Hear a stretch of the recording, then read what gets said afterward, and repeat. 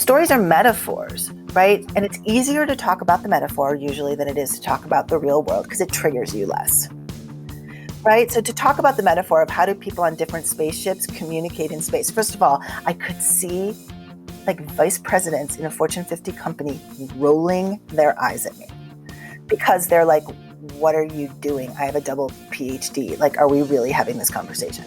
But by the end of it, people come up with fabulous ideas, right? Because in fact, when you talk about something so distant from the actual situation, none of the constraints that apply here apply in space. This is Rebel Therapist, a podcast for entrepreneurs who are trained as therapists and who want to level up their businesses, make a bigger impact, feel fulfilled, and be very well paid. I'm your host, Annie Schusler. You don't have to create your business based on what's already been done. In this moment, there's really no excuse to create your business by default. So how do you create a new vision for what your business will look like? That's the question I'm tackling today. Our guest, Michelle Auerbach, is an author and consultant for entrepreneurs and organizations. She suggests mining science fiction for some of that vision. In my own business and the whole rest of my life, I've been on a journey of reading the work of Octavia E Butler to help me gather inspiration and find a new vision. In Parable of the Sower and Parable of the Talents, she introduces us to a new worldview. Through the main character, Lauren, she introduces a new way of looking at the world and a new model of leadership. I highly recommend these books and also the podcast Octavia's Parables. These are incredible sources of inspiration and ideas. We are co-creating a new world, and our businesses are part of that new world. Let's dive in with Michelle Auerbach. Welcome, Michelle. Thank you so much for being here today. Thank you for having me. So, Michelle, you help business owners and organizations create the world that they want to live in. And today we're going to really focus on your business. You have a 3-part story strategy, and I'm wondering if we can dive into what that 3-part story strategy is and how you've used it, how you use it day to day to tell your own story. Sure. So I do work, my business is that I do organizational development consulting for big organizations, nonprofits, communities, startups, but, small business owners. And what we do is we create a culture that is both emotionally intelligent and empathetic. And we don't try. We do create a culture that is also very diverse and inclusive and takes into consideration the context in which the work you do happens. I think that being context blind is a huge thing that ends people up putting their foot in their mouth when they're talking about their work, or missing getting people interested in the work you do when really it would deeply suit them. And so the 3-part story strategy is kind of exciting. It comes from a billion years, literally, like thousands and thousands of years of research on what works, from Aristotle to neuroscience. But it boils down the average story into 3 parts. What's going on, what I did about it, and what happened. And that structure is exactly what all businesses are based on, right? So what's going on in the world that you then saw that your greatest skills or the things you were really good at met the world where there was a need. And that's the incident, the inciting incident that allowed you to say, well, what did I do about it? I created a business. I found people in need. In my case, when my business started, I discovered that people outside of academia actually needed story in order to be able to do the work they do and to be better, kinder, more deeply thoughtful people. And what did I do about it? I set out to create a business in order to serve that need. And then what I learned from it part is really fluid, right? Depending on who your clients are and who you're working with and the work that you want to do in the world. And it evolves. So that part is, in a story, it's a little bit like the moral of the story, but in a business, it really is the goal you're trying to achieve and the change you want to make. So in my case, I really want a more just and a kinder world. Let's talk about your business. How does your business reflect the world that you want to live in? And how have you set it up to do that? Well, I made a really conscious effort when I started working for myself that I could do all the things I wanted to do that in my former jobs when I had been a leader, I'd had to fight somebody to get to do. So I got to pick what percentage of the time I actually want to work on paid work and what percentage of the time I want to work on doing work in communities where they would have no access to my work because they simply can't afford to pay somebody to do it. So that was the first step, was saying I can set that balance. And it's a pretty 50-50 balance. Like I do a tremendous amount of work with nonprofits, organizations, communities in building story skills to get the word out for them. And I don't charge them for it, or I charge them incredibly minimally for it because they need it to show up on their books if they're actually like an organization that is a 401(c)(3) and all that stuff. But so that was number one. Number two, I got to work with who I wanted to work with. I got to either to bring in, work with, and form partnerships with facilitators, trainers, leaders who are as different from me as possible, and to do the real work of working across difference on purpose, even though it's the harder way to do things. So I work with a lot of other facilitators and trainers who I bring in to do work with me, or who now bring me in to do work with them. And we have to do the work we're talking about, which is to learn to understand each other, to deal with privilege, to work across difference, to face, to deal with all of the issues that come up when you're talking to each other across a not particularly even playing field. And it goes both directions. I end up on both sides of that schism sometimes. So I want to lean into that a little bit. So this is something that I'm really interested in looking at is you've found a way to put that into, it sounds like, the systems and rituals of your business so that you're not just kind of hoping like I appreciate difference and so it'll show up in my business. You're saying that's part of the world you want to live in, and so you have it in your practices to make that happen. Is that right? Yes. So when I look for vendors, I look for vendors that fall into the category of it's a Black owned business, it's a woman owned business, it's a Native American owned business, it's a, some in some way that I'm supporting a community that might not might just I'm not sure there's a not that I'm supporting a community I would like to support. Right. So that works with all of my vendors. And I've thought this through a lot more recently because I applied for B Corp status for my company. And it was actually the place we got hung up was amusing. It had nothing to do with any of this. It was about the fact that since my house is actually wind powered, I don't use any energy. And they didn't believe me. They were like, how can you not use any energy? And I'm like, I'm a writer and my house is wind powered. Explain it to me. Like, I don't know what to tell you. So I got very hung up on that.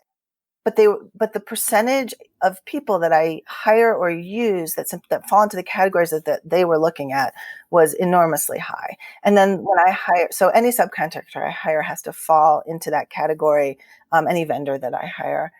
And then the people that I choose to facilitate with, that's a really interesting thing when you own your own business, because bringing somebody else in means you make a lot less money, right? Like I could conceivably do a lot of the work that I do by myself, and I try very hard not to.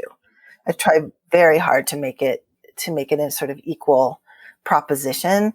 So, and in that way, I'm trying to change the consulting world a little too, because people get very wonky around bringing people in to deal with their clients. What if they steal my client? And I want to create an atmosphere where that simply isn't one of the issues. Like it's a collaboration. Everybody gets something out of it.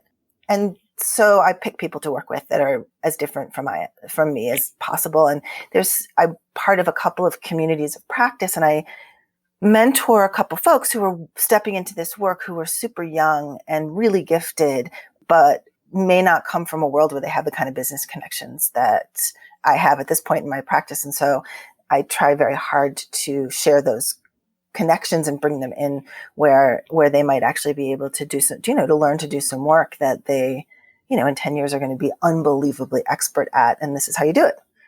And you've mentioned science fiction. You've mentioned that you use science fiction to be able to see a world and then to be able to build a world that doesn't piggyback on what already exists. Yes. So I wonder, I know you teach people how to do this, but I really want to talk about how you do it for yourself. Do you have an example of a time that science fiction has helped you do that in your business? The most recent example I can think of how science fiction has helped me to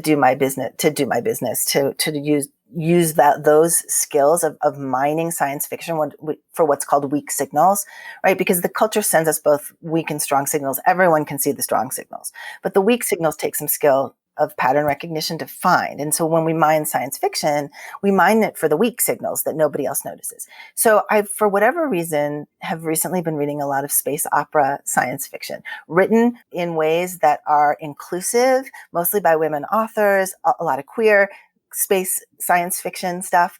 And they have to deal with running a business, in this case, a spaceship, or a country with people spread across light years in space. And so when COVID-19 came around and I was trying to figure out how to do my work, I actually went back and looked at some of Becky Chambers' science fiction novels, which if you haven't read them, they're sort of queer feminist, but not really space opera science fiction where characters do all the things I love, work across difference and, have different family structures. I mean, it's a beautiful set of books. But I went back to Becky Chambers and I looked at how they worked across that really, really big gap of space in order to be productive with each other and how they took on those things when you're talking about sound traveling. I mean, this sounds so geeky. I hope that this is okay. When you're talking about how sound travels and yet you're in space and you're dealing with light years, it's very slow. And so communication would have these gaps in it because you would say a bunch of things and then you have to wait for the sound to travel to the other person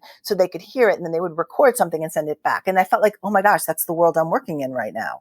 Right? Is a world separated by light years. Suddenly people are inaccessible. They might as well be on Mars, right? My next door neighbor who I can wave at and, smile at, but can no longer go into his kitchen to find spices, right? They might as well be on Mars. And so I was like, I know who does Mars really well, right? And so I took a lot of the ways that Becky Chambers had already thought through how this works communication wise and started to work it into the plans I was coming up with for my clients about how to teach and learn and connect and create community in space, which actually is where we are right now. Interesting. And I'll say also from a very geeky point of view, stories are metaphors, right? And it's easier to talk about the metaphor usually than it is to talk about the real world because it triggers you less, right? So to talk about the metaphor of how do people on different spaceships communicate in space, first of all, I could see vice presidents in a Fortune 50 company rolling their eyes at me because they're like, what are you doing? I have a double PhD. Are we really having this conversation? But by the end of it, people come up with fabulous ideas, right? Because in fact, when you talk about something so distant from the actual situation, none of the constraints that apply here apply in space, right? But they're actually identical. So it stops people, it kind of tricks people's brains into finding possibilities and into moving beyond the box that they're usually in. Yes, but also weirdly, people who've thought this stuff through have information we don't have yet. So for my business, I seek a lot of advice from people who are older and wiser than me. But I also seek a lot of advice from people who are writing science fiction or writing novels about race and race justice because they've thought through certain parts of it so clearly. Why wouldn't you want to apply that to your business? Right? Why wouldn't you, right? I always, we've had our best people on this for years, right? I mean, the best minds of science fiction have been working on how to communicate in space, from Isaac Asimov to Becky Chambers. Why wouldn't we see what they've got? Yeah, and we'll put in the show notes a few of your recommendations of kind of some of the stories that you find really helpful to return to. And I wanna say it's not necessarily, or it's definitely not a radical story, but I know that one of my role models that I often return to is Yoda. Oh yeah. And I find, as well as, hiring mentors in this galaxy, I find it really helpful to return to him as a role model. So it's interesting. I do an exercise. What's your superpower? What kind of superhero would you be? A lot with clients, and I'm working with a guy who's a behavioral economist and a neuroscientist right now. And he's Spock. He's Spock from Star Trek. And Mm-hmm.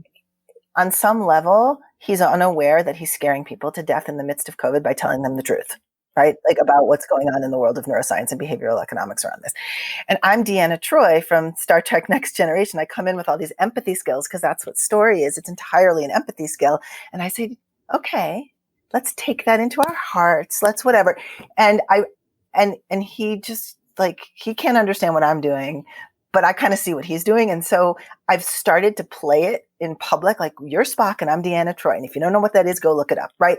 And it helps, in fact, the relationship between us because we're each an important and integral part of a community that the community could not live without. And both skills are heroic skills and they're not in contradiction. And so it helps to take away that sense of, do we believe Michelle or this guy, and moves into the land of, if both things are true, how do we run our spaceship?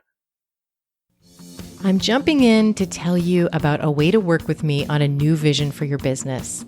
It's called Create Your Program. You'll work in community with a small, innovative group of entrepreneurs with lots of one-on-one attention from me. You'll get clear on your vision for what you'd like to create with your business, and you'll create a pilot program to get started.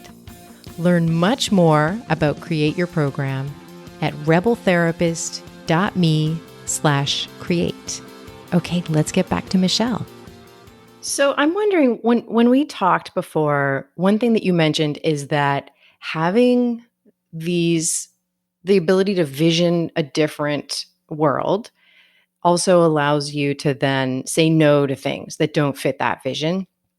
And so then you're able to say no to things that don't fit the vision of the business you're creating, which is the world you want to create. So I'm wondering if you have any examples of, you don't have to name names or anything, but things that you have said no to because you were able to see, this doesn't fit. Sure, absolutely. So one of the things I do is I do a lot of ghostwriting for people who do what I do for a living, or for CEOs of companies, people who want to write a book about what they've come up with, but it isn't in their wheelhouse to actually create a story. And it's one of the things I love the most. I love everything about the work I do. I love that though, because you get to take a deep dive into somebody else's brain, but you have to be really picky about whose brain you're willing to go into. And I discovered this. I had a client and it was the first book we'd worked on together, and it wasn't a brain I wanted to be in. Let's put it that way. It wasn't that even her ideas or her thinking weren't good. It was that the sands shifted so much and so often, and it was making double, triple, quadruple the amount of work, because we'd talk through a chapter, and then I'd write the chapter, and then she would come back to me and say, I've had a new idea.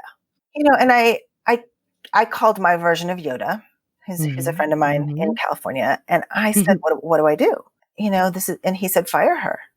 So I got off the phone and I was like, oh, and it hit me. Like, I can see the trajectory of the story where that character comes in and throws you off to such a degree, acts as a red herring, however you want to describe it, but actually throws you off to such a degree that you don't accomplish the things you want to accomplish, right? And that in every story, there's the character who appears to be being helpful, but every single thing they do sends you further and further and further away from your goal. And I thought, I'd rather it be streamlined. Like, I'd actually rather reach my goals of getting the word out about really amazing thoughts and skills and tools that people can use in their work life to make the world a more just, kind, and loving place. And while that is in fact exactly what this book should, could, and would have done, I just could see like the actual person involved was not going to allow me to get there. And so I fired her. And I said, I'm really sorry. And I gave her all the money back, even though we'd been working together for a while. And I was just like, I don't think I'm the person for you. And I don't think now's the time. And she was really mad, I have to say. She was really, and because I work in the same world she works in, that had some repercussions. And about 2 years later, she came back to me and said, you were right. I had absolutely no idea what I was talking about. I had no concrete idea what I was talking about. I have an outline. Can we try it again? And I was like, all right, but we're going to set some really clear boundaries. We've done 3 books together now. But at that moment, we were not a good match. I was thinking about Eustace in the Lion, the Witch, and the Wardrobe books, where he shows up and he believes the White Witch, and he like goes to the dark side. He's trying to get everybody to go to the dark side with him, basically. He starts to believe the White Witch, and then he comes back and he's telling them all these things, and they're just going further and further and further away because they're loving and trusting people and they want to believe him. And I thought, oh, all that leads to is perpetual winter. Right. And so and it did have the happy ending that she came back, and we've written 3 books together. I've found that for me, one thing that I've done to look at how am I creating the business that I want to be creating every day is in my applications for my programs, I have people acknowledge that they know that if they are working on a weight loss program, that I'm not the right coach for them. And to just click that they see that, not that they have to agree with me about that or anything, but to know that's just not what I help with. And that has been just a really small example for me of seeing the vision I want and then saying no to something that's going to take me off track of it. For me, that's industry specific, right? There are certain things, and actually anything having to do with weight loss, I feel like I have very strong opinions about it. Let's just put it that way. I think it's a white supremacist undertaking. I think there's a lot of things about it I'm not really wanting to deal with. So I don't deal with companies or individuals who do that. There are certain industries in the consulting world that are very, very, very lucrative. And I choose not to work with them at all because I feel like the work they do in the world actually doesn't help. It's really not helping. And it's interesting. I also feel as though like the plot of my life brings me up to making that choice over and over again. It's a little bit like, are you sure you mean that? Are you really sure you mean that? And so. And do you mean around the weight loss industry No, specifically? there are other industries I really, really don't want to work in. Do you want me to say what they are? Sure. So I don't like to work in financial services. I really don't. And I believe that the way that the financial services industry works in the US is a big part of the problem with, generational wealth versus people stuck in a cycle of, poverty and then not having access to education, healthcare, and the things that they need. And that things that have to do with financial services, the system's working the way it's supposed to work. They've set up a system that works that way. And I don't want to help. I don't want to help people in that industry get better at doing what they do, because I feel like it's an incredibly destructive force in the world that we live in. I have, however, chosen to work for McDonald's, and I'm a vegetarian and very strong believer in, and I work a lot with nonprofits who do work on food justice and agriculture justice. And so people were like, you did what? You chose to work for McDonald's? But it was right after Super Size Me came out, and they wanted to make a change, and they wanted to be able to see the damage that they'd done in the world. And a friend of mine was working with them on a change process. And she said, I want you to come in and tell them some stories and work with story around that, because they need to see in context that this is a cultural thing that happens, that people have actually caused harm and can do something with it. And so I went in armed with the, Sanskrit Bhagavad Gita, and I actually talked to them about the conversations that went on between Arjuna and Krishna in the Bhagavad Gita about what it means to wade into a world where harm exists and stand in connection with the world and do something about it. And I felt like that was worth doing because it instilled in a group of people some ideas that they didn't have before. I'm glad you shared that last example too, though, of having a vision helps you decide what to say yes to as well, which brings us to your book. Okay. So in your book, Resilience, the Life-Saving Skill of Story, this is something that you've recently published. And I'm wondering if you can tell us, and so people can find that in the show notes, I'm wondering if you can tell us how it's an example of, in creating the way you created that book, it's also creating the world that you want to see. So the publisher, Tim Ward of Changemakers Books, asked me to write a book in 40 days on story and how those skills are resilient skills during COVID. And I thought, this is a very interesting opportunity. And so I went out and found 30 story practitioners who were not writers, like me, because I think most people's immediate response to I can't use story is I'm not a writer. So I wanted to find people who didn't use stories, but I also wanted to amplify as a big, loud, very conservative publishing company's megaphone. I wanted to amplify the work of people who are doing amazing work in the world, but maybe, don't have access to the traditional publishing industry because it's a very uneven playing field. So I found amazing people who I'd been following their work or knew their work, and a lot of African American women, a lot of queer folks, people who are fat activists and work in the anti-diet industry, a lot of just people that wouldn't necessarily in a traditional publishing world be asked to do this because the publishing company would say your book's not marketable. But I knew Tim was very, very, very, very open-minded, and I knew that the short time frame and that they would be super happy about it, right? So I made the really concerted effort and then weeded people in and out of the project based on, would somebody who read a book by a traditional publishing company have access to these people otherwise? And if the answer was no, I was like, bring them in, right?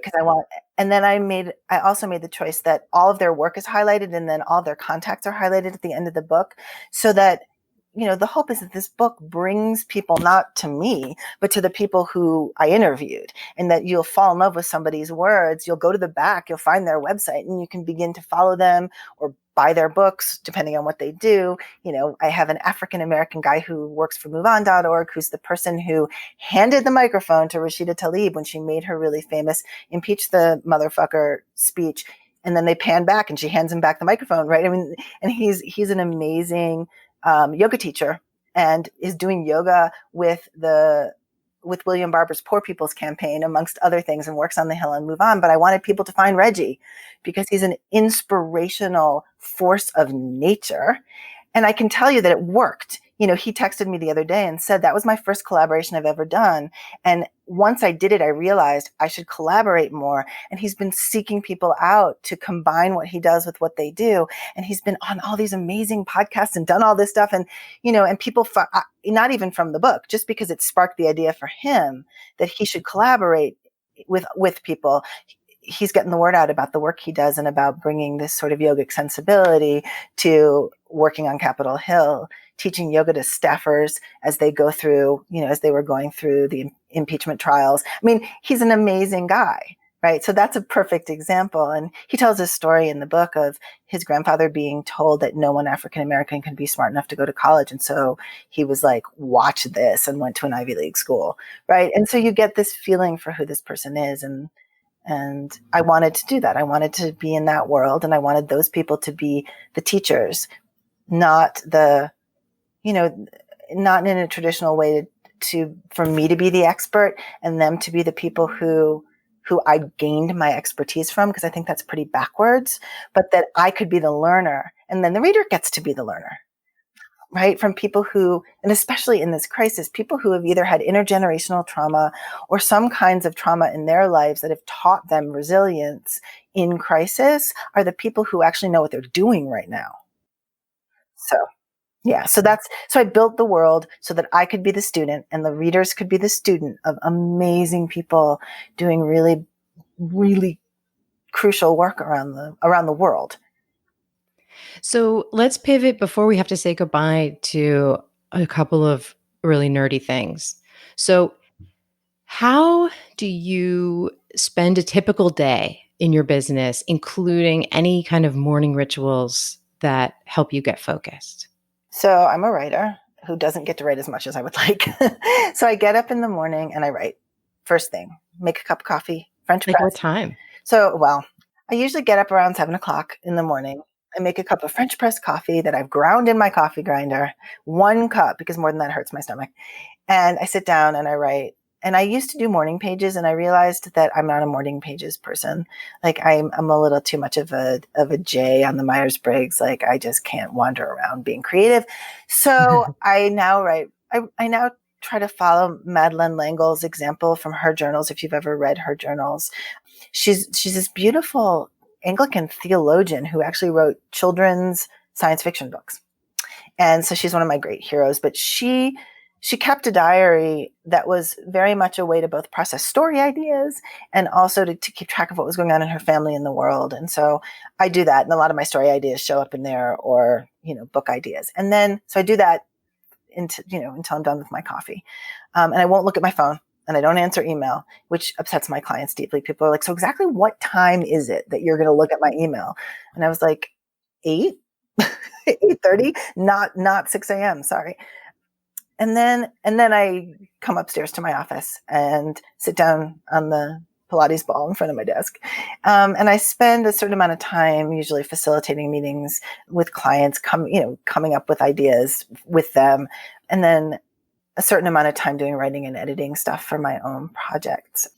And I try very hard to do what I call segment math, which comes from a thing from the Institute of Heart Math, which is a practice that I teach. And the idea that I'm really focused on marketing when I'm marketing the book, but I don't let it eat my entire day. I make sure that there's a little bit of everything I love doing in my day and the things I have to do. So, bookkeeping and marketing and client work and writing. I cook 3 meals a day usually. And during COVID, that means for my entire family who's suddenly living in the house again, even though my kids are adults and weren't here before. And that gives me great pleasure. So I cook, even if lunch is leftovers, I make everybody lunch. I make everybody dinner. And I do a lot of baking sourdough bread and pickling and all these things that, because I feel like that's my way of having my hands in the dirt, even though it's a little bit separate. So, and at the end of the day, I put my phone down. I stop doing work at a certain time unless I have a meeting with someone in China or, and then I'll have an 11 o'clock phone call, which is kind of crazy. But I put my phone down and we have a no phone dinner. Unless it's to look up the book, that happens all the time in our household. Oh, we have that in my household where I'll sometimes ask permission because we have no screens, no phones around the dinner table, but I'll say once in a while, is it okay if I look that up so that we can all get the answer? Yeah. Well, when I was growing up, it was go get the book, right? And you would run upstairs and get the book. But now you don't have to run upstairs, but somebody does have to pick their phone up, which is always a weird thing. And then I usually read. So one of the characters in Malka Older's science fiction series has what is called a narrative disorder, meaning she gets obsessed by narrative. And in a world filled with facts, they consider that to be a problem. And she's constantly trying to get her narrative disorder treated. And Malka Older's books are amazing. She actually worked in development work and with the UN, and then decided to write that she was going to start writing these science fiction books about how you would build a better world if you were really going to do it, because it gave her more latitude to do that. So one of the characters in Malka Older's book has a narrative disorder, and so do I. So I feed my narrative disorder every day and watch. We've been watching The Expanse, which is amazing future science fiction stuff that is now out as a movie, but I read all the books first. Or, I started watching Newsroom, which I can't stop watching now. I think if we could get Aaron Sorkin, who writes those books, that and The West Wing, together with Stacey Abrams, who actually is also a writer, along with being an activist and a politician, if we could get them together, they could create the best president ever. So I tend to dip into those worlds where good is being done. People are, righteous people doing justice for the world. And I feed my narrative disorder before I go to bed. All right. I want to thank you so much for this conversation. Well, thank you for having me. This is awesome. You can find out more about Michelle at michelleauerbach.com. I want to thank Cosmo Palms for editing this podcast and Brianne Rising for taking great care of our guest. And thank you so much for listening. I will see you next time. So you help business owners and other people create what they want the world. Okay, let me start that over again. Glad you did it first.